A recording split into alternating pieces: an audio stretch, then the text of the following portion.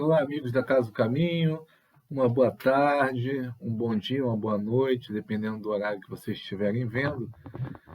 Estou hoje aqui para fazer o Livro dos Espíritos, né? Meu nome é Ricardo Igreja, sou coordenador do Livro dos Espíritos, e hoje seria a Andréia, né? Mas ela me pediu essa reposição, essa substituição. Então, nós temos hoje o andamento da lei divina ou natural, né? Das leis morais, capítulo terceiro. Nós sabemos que o nosso livro dos Espíritos é dividido, né, em praticamente ali 4 partes, né?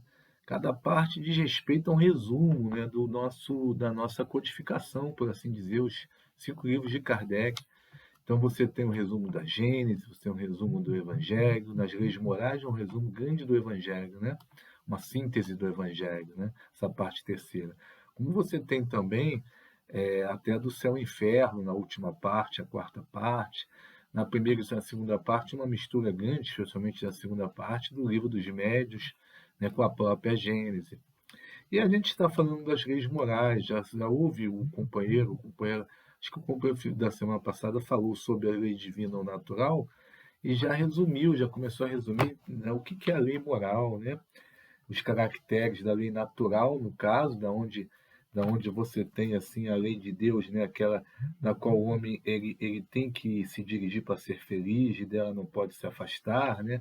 E aquela lei da onde deduzem-se todas as demais. Hoje a gente vai falar da parte aqui final, que é o bem e o mal, que é uma parte bem extensa. A gente vai tentar resumir para não ficar enfadonho, vocês possam ler depois cada pergunta, cada questão para refletir vocês próprios sobre o tema.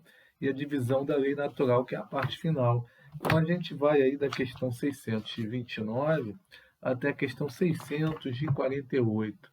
Né? Então, vamos fazer uma prece inicial primeiro. Amado Mestre Jesus, Maria de Nazaré, nossa Mãe Santíssima, Doutor Bezerra de Menezes, nosso patrono do estudo do Livro dos Espíritos, Dr. Herman e amigos da nossa Casa do Caminho, nosso muito obrigado mais uma vez por estarmos aqui reunidos, realizando o estudo do Livro dos Espíritos nos nossos sábados. Que seja em teu nome, em nome de Deus Pai, possamos nos inspirar por essas leituras, por esses estudos, realizando na prática aquilo que nós aprendemos na teoria. E que seja em teu nome possamos dar início ao estudo da tarde de hoje. Graças a Deus. Então vamos dar antes um livro de preparo que normalmente fazíamos, fazemos, né?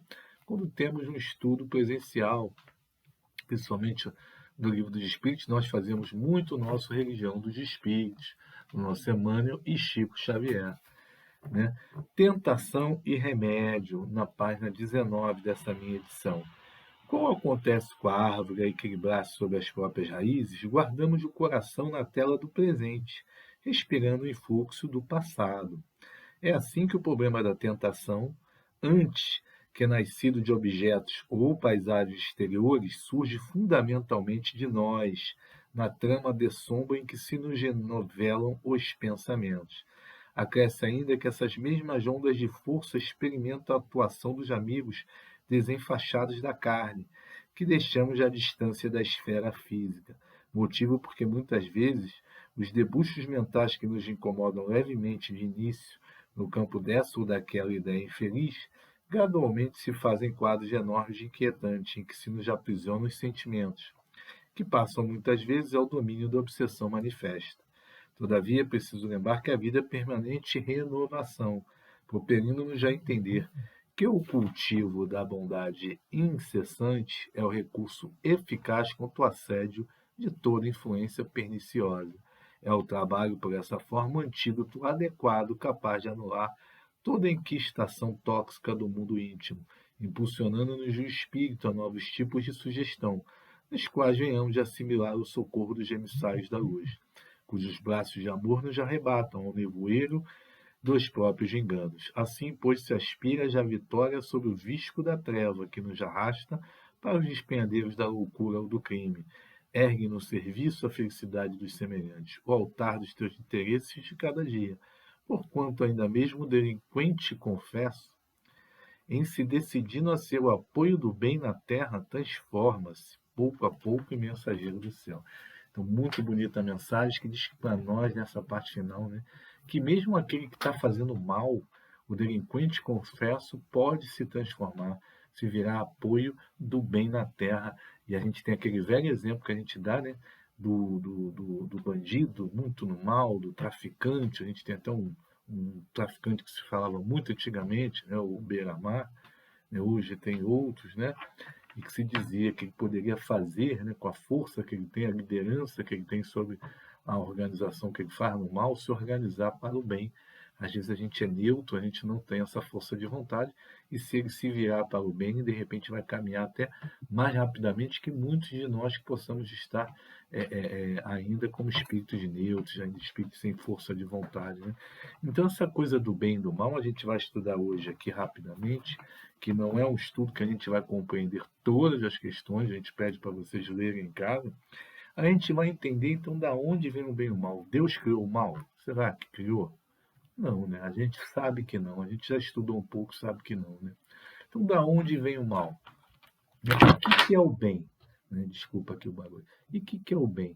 Então, eu estava vendo, fazendo uma pesquisa aqui, e vi aqui, por exemplo, um artigo aqui de caráter comportamental, né? De ciência, de psicologia, não nada ligado à questão do espiritismo, que diz assim: caráter, o bem e o mal que coexiste em nós. Olha só que interessante, um pouco parecido ali até com nossa preparação do Religião dos Espíritos. Temos a tendência de nos considerarmos, e aos que nos rodeiam, como pessoas de bom caráter. Todavia, são crescentes os estudos que asseguram que ninguém é intrinsecamente bom ou mal. Então, no estado que a gente está, no mundo de expiações e provas, isso é muito mais do que verdadeiro, né? Mas sim que toda a gente tem dentro de si uma mistura de bem e mal. Christian Miller, professor de filosofia e responsável pelo denominado Character Project, apresenta um livro e as mais recentes teses sobre o caráter humano e conclui que o mesmo parece depender menos de nossos traços de personalidade e mais do contexto em que cada oportunidade surge para termos um comportamento virtuoso ou indigno. Aí ele diz assim: o caráter é a soma de milhares de pequenos esforços para viver de acordo com o que de melhor há em nós. Alfred Monteparte. Todo homem que tem três caracteres, o que exibe o que tem e o que pensa que tem. Afonso K. Então é muito interessante que aqui ele diz que é uma coisa assim de você, como você se põe no mundo, né? O teu caráter. Nenhuma coisa que você tem exatamente dentro de você, um traço da tua personalidade. Já o Espiritismo vai mais além. Ele diz que como você se pôs no mundo em outras vidas, vai trazer um traço, sim, uma tendência de caráter, né? Um instinto, uma tendência. Né? Por quê? Porque ele admite várias vidas. E essas situações de vidas comportamentais, para nós no Espiritismo, são as provas e as expiações que precisamos passar para nos reaver com a lei de Deus. E já dizemos que é a única e necessária para a felicidade do homem. O homem dela se afastando, fica infeliz. Então, a moral é a regra de bem conduzir. O direito, por exemplo, é uma ciência baseada na moral, do dever ser. O que deve ser o bom comportamento, você seguir as leis. Então, você tem, por exemplo, os povos que seguem as leis, povos europeus, germânicos, né, que são povos, né, os povos asiáticos, que estão seguindo sempre a lei, não se desviam da lei. Eles parecem ser bons, parecem, aparentam, né? Não jogam lixo no chão e tudo mais, são calmos. Não é bem assim. Vocês viram que a Segunda Guerra foi provocada ali no seio do povo alemão, o crescimento de um movimento tão maquiavélico que foi o nazismo. Né? E os asiáticos também estiveram envolvidos em muitas guerras, os próprios japoneses. Não necessariamente, então, o cumprimento da lei vai te dar a questão de ser bem ou mal, mas é um caminho você ter a disciplina, você cumprir as leis, é um caminho, claro que é. Mas é muito mais do que isso. A observância da lei de Deus vai além da observância da lei dos homens, que muitas vezes não reflete, inclusive, a justiça de Deus em sua plenitude. Ainda, na maioria das vezes, não reflete. Está caminhando para tentar refletir. É a lei do progresso. Então, o homem vai proceder bem quando ele faz intencionalmente tudo aquilo que é para o bem de todos. Então, ele carrega consigo o famoso BIP, que a gente vê lá atrás no livro dos Espíritos: benevolência, indulgência e perdão das ofensas, que é a verdadeira caridade. Né? A caridade é você fazer o bem, desejar o bem ao outro, ter a indulgência com os defeitos do outro, né? E o perdão das ofensas.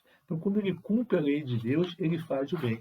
Aí o nosso Pagano Júnior, no dicionário que nós temos, no dicionário de filosofia espírita, vai dizer para a gente o que é o bem, né? Ou bom, né? A pessoa boa, qualidade atribuída a ações e obras humanas que lhes conferem um caráter moral, bondade, austeridade moral, virtude, felicidade, ventura. Então, quem faz o bem é feliz. Olha que bacana, né? Tem ventura, tem virtude. O bem define tudo que pode conduzir o espírito para a felicidade legítima. Está lá nessa primeira questão desse capítulo, né? Sobre a lei natural. Isso implica que todos devem trabalhar para o bem-estar geral, com fraternidade, pois que, enquanto existir numa comunidade um só infeliz, os outros todos ainda não terão alcançado a quietude necessária à paz. Isso faz lembrar até o budismo, quando o Buda, né, sai do seu palácio, né, e vê as pessoas infelizes e vê que ele não consegue ser feliz naquele estado que as outras pessoas estão ainda infelizes, né? A mesma questão você pode ver na própria escala dos mundos, e quando você fala que o mundo de regeneração e povos ainda não é um mundo superior, porque ainda tem a infelicidade, ainda tem questões difíceis, ainda tem provas, ainda tem, né? Mas há o bem preponderando já, né?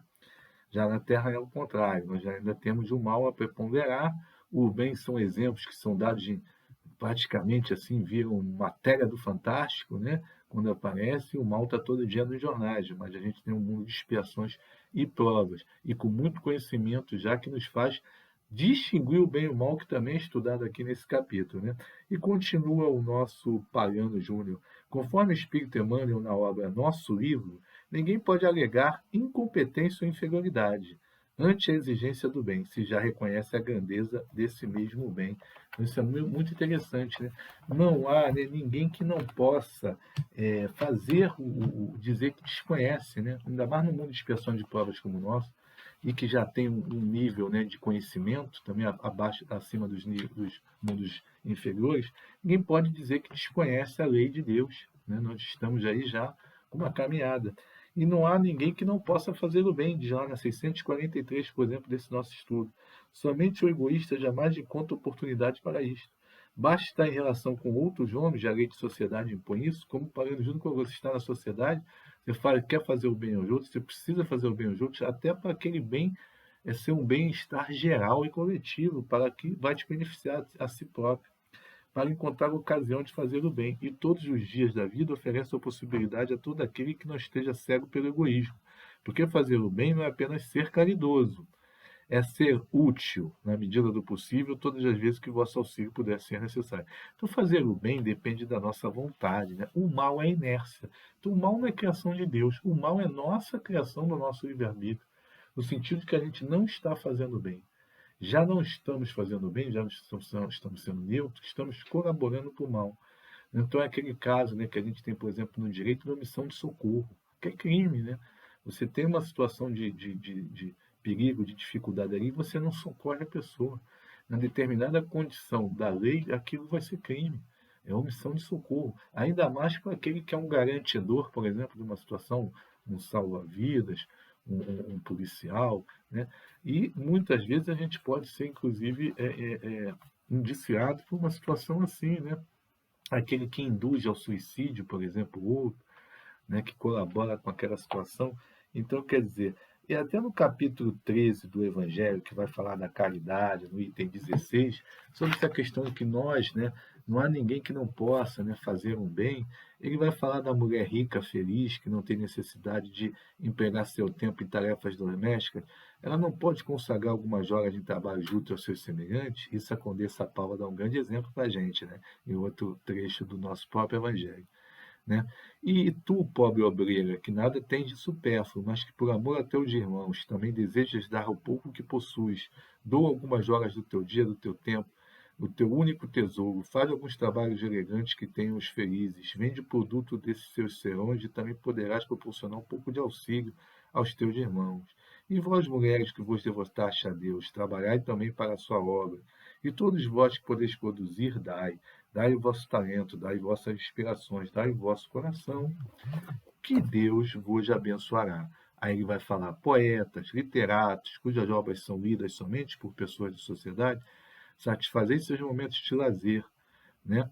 Mas que o produto de algumas de vossas vendas seja consagrado para auxílio de infelizes. Então ele vai aqui exortando, né, o espírito de João, tinha que ser João, né? Esse espírito amoroso, esse discípulo amoroso do Cristo, em Bordeaux, 1861, vem dizer para a gente no Evangelho, no que vossa mão esquerda não saiba, capítulo 13, no item 16. Todos vós podeis ser bondosos, em qualquer classe social a que pertençais. Sempre tereis alguma coisa que possa ser partilhada. Então, em qualquer classe social, então isso quer dizer para a gente exatamente o que diz aqui também, ó. Que diz assim, primeiro, como é que o homem pode distinguir o bem e o mal? O bem é tudo que é conforme a lei de Deus. O mal, não. O mal é o contrário dela, é quando você se afasta dela, né? Fazer o mal é infringir essa lei. Então, mesmo a pessoa mais simples consegue distinguir isso daí. E as diferentes posições sociais, 635 diz para a gente, vão criar necessidades novas, que não são as mesmas para todos os homens. Então, a lei natural, dessa forma, parece não constituir uma regra uniforme. Como é que fica em relação ao rico e ao pobre, a fazer o bem e o mal? Então, o mal vai ser mais, né, o pobre vai ser mais propenso a fazer o mal, porque ele não tem aquilo que ele quer ter, ou o rico que tem tanta coisa vai fazer o mal também passando em cima do outro, vai sentar nas viciações. Olha, tudo isso são provas, são posições que nós ocupamos numa vida e que na outra vida podemos estar em uma posição diferente. Elas estão na natureza de acordo com a lei do progresso, inclusive a necessidade do espírito de passar por ela. Isso não impede a unidade da lei natural, que está aí para todos, depende da nossa vontade, do nosso esforço, e que a tudo se aplica. Então ele vai pensar assim também, ué, então ela é absoluta para todos os homens? Olha, ela é a mesma para todos os homens, né? Na 636 vai responder. Porém, vai depender principalmente da vontade que se tem de fazer. Então, a nossa vontade, nosso esforço, né? Porque o bem vai ser sempre o mal sempre o mal, qualquer que seja a posição do homem, rico ou pobre. A diferença vai estar no grau de responsabilidade. Então, aquele que tem mais de informação, mais vai ser cobrado. E isso fala lá na 637, quando ele fala do selvagem, né? O selvagem que cede ao seu instinto, nutrindo-se de carne humana. Então, aí, né, os carnívoros, as tribos indígenas que faziam sacrifícios humanos, ou que ainda existam, né, algumas que o façam, ele é culpado. E ele diz assim: eu disse que o mal depende da vontade. Pois bem, é a intenção, né? O homem é tanto mais culpado quanto melhor sabe o que faz. Então, quanto mais conhecimento é dado ao homem, quanto mais ele sabe, ele continua fazendo aquele mal, aí ele é culpado. Se a pessoa não tem o conhecimento daquilo, aquilo vai ser cobrado de acordo com aquilo que ela tem de conhecimento, com o que ela sabe como está se portando. Por isso que até na lei penal dos homens existe a distinção, a chamada imputabilidade, né, que é um dos elementos do crime. Você tem um crime, uma ação ou omissão dolosa, né, ou culposa, né, antijurídica, né, ilícita, mas também punível, né? Ou seja, a pessoa tem que ser a ela imputável o crime. Aquela pessoa que tem uma determinação, que ela não consegue se determinar de acordo com as leis da sociedade, ou se determinar mesmo com a vida, a pessoa que tenha um problema, uma necessidade especial, antigamente se chamava deficiência mental, né? E tudo, a pessoa não vai ter o crime, não vai ser imputado como criminoso, ela vai ter lá uma medida de segurança, ela vai ser tratada, porque há essa situação da responsabilidade do conhecer, do se portar, né? De a própria lei dos homens, isso existe, como existe a individualização das penas, que é um princípio que vem do cristianismo, né? É dar a cada um aquilo que é seu, e que está aqui no nosso estudo também, quando fala assim, ele diz assim para a gente, olha só, o homem, estando sujeito ao erro, não pode enganar-se na apreciação do bem e do mal, acreditar que faz o bem quando na realidade faz o mal. 632. Jesus vos disse: vede o que querereis que vos fizessem ou não vos fizessem. Tudo se resume nisso. Não vos enganareis, que é a regra de ouro, né? O que você quer por outro, você deseja por outro, você deseja para si próprio. E até um filósofo, né? Já mais um pouco assim do século, acho que foi do século ali 18, 19, Immanuel Kant fala, né, da regra do imperativo categórico, né? Você desejar aquilo que você deseja para você mesmo, fazer o bem para o outro, você deseja o bem para você, desejar o bem para o outro. Então não há como se errar nisso, uma vez que você usa essa regra de ouro, né? Da reciprocidade, da solidariedade também, que vai falar a 633, e que também a própria natureza traça limites. Se a gente come demais, nosso organismo dói, né? nossa barriga, nosso estômago dói, se a gente pode ter até uma doença. Então, a gente aquele exagero, aquele limite que a própria lei da natureza nos dá, que vai indicar uma viciação, vai indicar um mal, vai indicar aquele limite que a gente passou dentro da lei natural. Por isso que esse tema está dentro do estudo da lei natural, a primeira delas, lei divina ou natural, que os espíritos nascem simples e ignorantes, vão em conhecimento aprendendo a distinguir a questão do bem e do mal, né? E o homem tem que ter responsabilidade, ele não pode só nascer sabendo tudo, sendo bom só.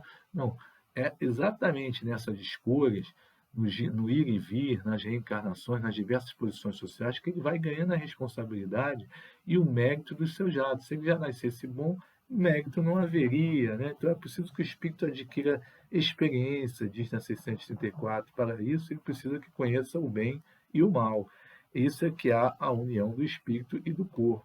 E aí o nosso Pagano Júnior, falando do mal, fala assim: aquilo que se opõe ao bem, a virtude, a probidade, a honra. Probidade é um nome hoje tão falado, né? A gente tem até a lei de improbidade administrativa no direito, que foi, inclusive, agora reformada para tentar livrar algumas situações de políticos, né? Então, mas isso é outra história, essa história do direito, está até sob julgamento aí no Supremo Tribunal Federal, mas lá fala de probidade, né? Então, probidade é homem ser probo, ter a virtude, se conduzir no bem, ainda mais para o administrador público ali, né? Mas de acordo com a honra, né? O mal decorre das imperfeições do homem, porque o homem é um espírito que progride, que evolui, que vai se livrando das imperfeições, mas nas suas escolhas, ele pode escolher não fazer o bem e aí já está escolhendo fazer o mal, muitas vezes. Se Deus tivesse criado o homem perfeito, o mal não existiria. Portanto, é preciso considerar que o mal é resultado de um comportamento que prejudica a harmonia espiritual e nossa felicidade, né? Ou física, seja de modo individual ou coletivo. A questão consiste em saber, olha que o Pagano Júnior leva para a gente de reflexão, qual é no homem a origem da sua propensão para o mal. Então, nos perguntemos isso todo dia, façamos aquilo que Santo Agostinho diz no final do nosso livro dos Espíritos, aquela deitar na cama e fazer aquela sopesar nossas ações no dia a dia, o que eu fiz de bem, o que eu fiz de mal. Sobre essa questão também que fala das virtudes, tem uma história que vocês podem encontrar na internet do filósofo, né, político, inventor Benjamin Franklin, um dos pais lá da pátria americana, pais fundadores, né, em que ele fazia uma lista das 13 virtudes, em que ele fazia um quadradinho, em que ele dizia assim, temperança, né, bondade, ou às vezes né, ou seja, se ele saísse um pouquinho daquilo e ficasse muito raivoso, muito, né, nervoso, ele na temperança ele já botava uma nota ruim, a questão de comer demais, ele já botava ali. Então ele ia somando os pontos para ver como é que ele estava naquele mês, naquelas 13 virtudes que ele tinha que ter. Olha que interessante isso, né? E aí a gente vê, né, que a gente já falou de selvagem, já falou da questão do bem e o mal, de serem ou não absolutos no homem, da distinção entre o bem e o mal, das posições sociais, né? E a gente vê até aqui a questão que também já falamos, 640 fala, aquele que não faz o mal, mas que se aproveita dele. Falamos já até no tipo penal, a questão de quem induz ao suicídio, né, da missão de socorro e tal, é tão culpado quanto este, né? É a questão da intenção, como se ele tivesse cometido. Tirar proveito do mal é participar dele, diz para nós os espíritos, né? O desejo do mal é tão repreensível quanto o próprio mal, então, muitas vezes a gente na cabeça faz aquele vizinho, né, que a gente não gosta muito, aquele chefe, né? Na cabeça da gente, ele vai dizer, depende. A virtude em resistir, os esforços, né, fazem do homem um homem melhor, ele resistir a fazer o mal, né? Voluntariamente ao mal que se deseja fazer, sobretudo quando se tem a possibilidade de satisfazer esse desejo, quando você tem meios de fazer isso. Se o que falta é apenas a ocasião, poxa, eu quero fazer isso, mas eu não tenho como fazer. E aí você fica pensando naquilo, aí é culpado, né? Aí você realmente está tentando se desculpar que você é bom, mas na verdade você não tem meios de fazê-lo, né? Bom, vamos nos conhecer, que é a melhor coisa que nós podemos fazer, né?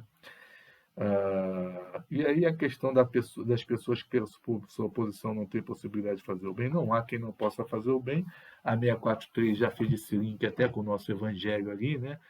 Com o capítulo 13, né? Com aquele item que lemos, né? De João.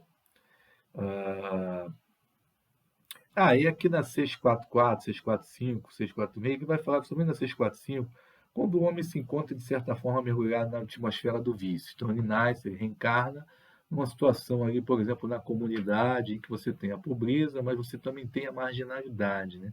Que muitas vezes ali os bandidos, os criminosos dominam aquele lugar onde o Estado não entra e deveria entrar da saneamento básico, da educação, mas muitas vezes isso acontece, até mesmo tem mesmo no nosso Rio de Janeiro a questão da milícia, né, por exemplo, também.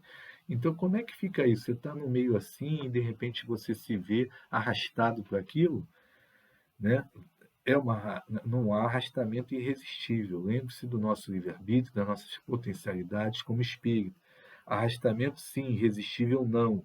Porque no meio dessa atmosfera do vício encontra algumas vezes grandes virtudes. Quantas virtudes nós vemos dentro da comunidade, dentro dos países pobres, de pessoas que vão fazer o bem, vão sair dali, vão ser pessoas que vão ser educadores, religiosos, importantes, até mesmo inventores, pesquisadores. A gente tem um filme muito bacana que passou na Netflix, ainda deve ter lá, que é o menino que inventou o vento, uma história real, num lugar tão pobre na África, que podia estar lá metido com alguma questão de briga, de rivais, de tribos, ou de gangue, ou de marginalidade, e tudo, ele vai lá e vai fazer e criar, né, mecanismos para melhorar a situação ali do lugar, que acho que é um lugar que tinha uma questão problemática com a água, né, não me lembro agora bem, ele cria um invento, uma coisa simples, com materiais ali do derredor, da natureza, para captar a água através do vento, né?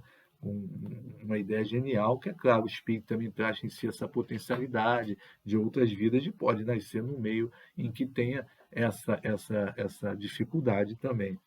São espíritos que tiveram também a força de resistir, que ao mesmo tempo tiveram por missão exercer uma boa influência sobre seus semelhantes também, né?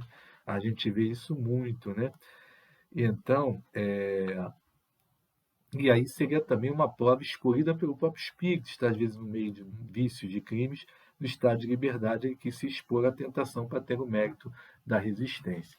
Uma coisa importante para a gente falar, eu estava falando antes de Segunda Guerra, de nazismo, a gente lembra, tem até uma filósofa judia famosa, Hannah Arendt, que fala das origens do totalitarismo, e tem um livro também que fala da banalidade do mal, né, que é o julgamento do Eichmann, o julgamento do século, que era um criminoso, né, nazista, né, que foi julgado, né, capturado depois, lá na década de 60, pelo Serviço Secreto de Israel, até na Argentina, onde ele estava fugindo. E ele tinha feito toda aquela questão das câmeras, né, de gás, daquela coisa difícil, né, da solução final, como diziam os nazistas na época, em relação ao povo judeu, né?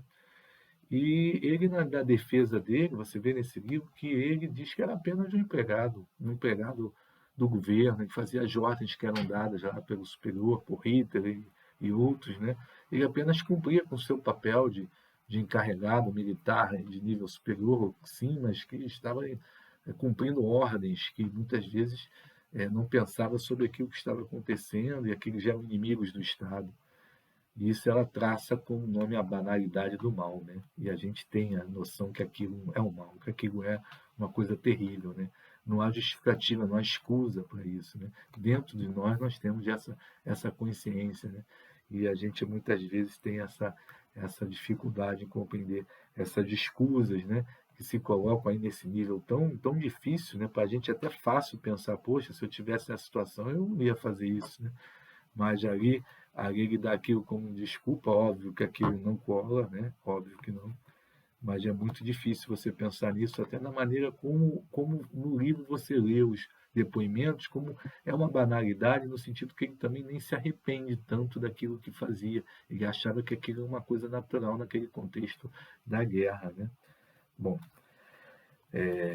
divisão da lei natural a gente acaba, né? São duas questões, que é a 647 e a 648, né? Que toda a lei de Deus está contida na máxima do amor ao próximo ensinada por Jesus, certamente, né? Jesus resumiu: amar ao próximo como a ti mesmo e a Deus sobre todas as coisas. Os mandamentos de Moisés, os 10 mandamentos, né? E tudo isso está a lei de Deus, estão os mandamentos, né? Então, essa máxima vai encerrar todos os deveres do homem. Primeiro, também você tem que se amar. Segundo, você tem que amar a Deus, né? Respeitando, sabendo que tem ali uma inteligência suprema, né? Um Criador, que você é criatura, seguir a lei de Deus, né? E ali você também amar ao próximo, que você vai estar fazendo bem, você está realizando bem na Terra, você está colaborando para esse bem, porque você é um espírito co-criador também, como diz na 132, né? Nossa responsabilidade, né? Também como espírito reencarnado. Então, é necessário mostrar também a aplicação do contrário. Eles já negligenciarão, como fazem hoje. Além disso, a lei natural compreende todas as circunstâncias da vida. Esta máxima é apenas uma delas, né? Então, é preciso praticar mesmo, né? Ao homem são necessárias regras precisas, senão o homem negligencia isso, né?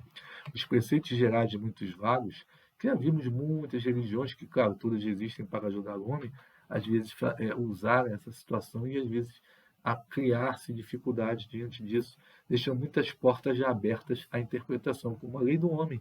Muitas vezes, por ser vaga, deixam portas abertas à interpretação e a lacuna para o mal se infiltrar. É isso que ele quer alertar para a gente aqui.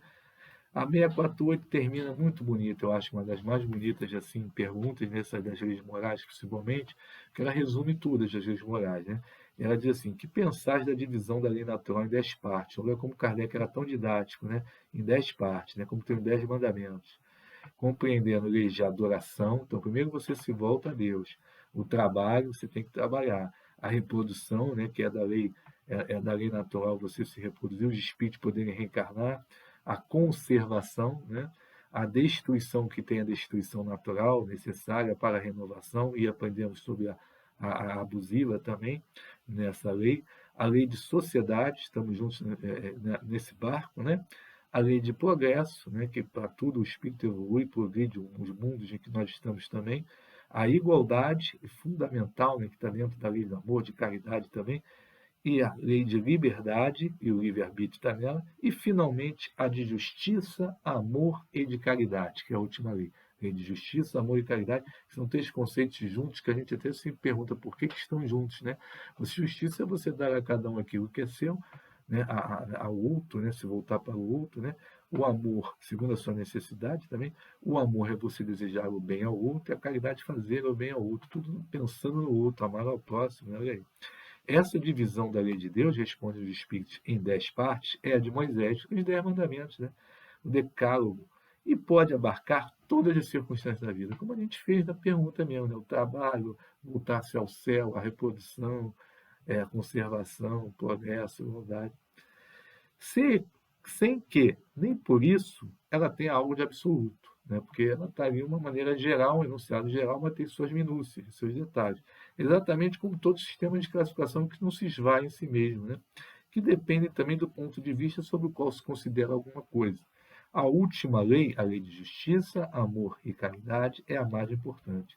É através dela que o homem pode adiantar-se mais na vida espiritual, pois ela resume todas as lutas. E quando a gente estudar, para a gente não dar spoiler dela, a gente já falou alguma coisinha, né? Aqui rapidamente, né? Vocês vão ver por que era tão importante a lei de justiça, amor e caridade, que tem o nosso famoso BIP, que é o nosso companheiro Gilberto. Aquele abraço, Gilberto, tudo de bom, que você fique bem, saúde, paz, né? Muita saúde, especialmente. Já dizia para a gente: benevolência, indulgência e perdão das ofensas, que é a caridade, né? Que Paulo tanto dizia, né? A caridade, né? Então, vamos terminar o nosso estudo da tarde de hoje, nosso livro dos Espíritos, Lei de Adoração, o Bem e o Mal e a Divisão da Lei Natural, com a nossa prece final.